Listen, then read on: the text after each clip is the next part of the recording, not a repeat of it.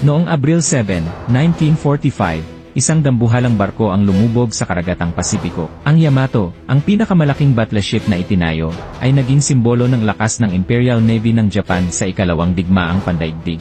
May habang 263 metro, at may siyam na 46 cm na kanyon, ang Yamato ay dinisenyo upang magdulot ng takot sa kalaban. Ngunit sa kabila ng napakabigat nitong armamento, ang kanyang kapalaran ay itinakda ng takbo ng digmaan. Noong huling misyon ito, naglayag ito patungong Okinawa, ngunit inatake ito ng daan-daang eroplano ng mga Amerikano. Bagamat matibay ang armor nito, hindi nakaligtas ang Yamato sa matinding pambobomba mula sa ere.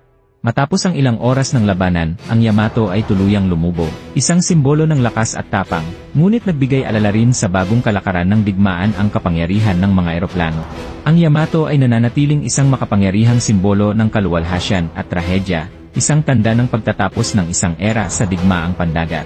Kung nagustuhan mo ang video na ito, huwag kalimutang mag-subscribe para lagi kang updated sa mga susunod nating video.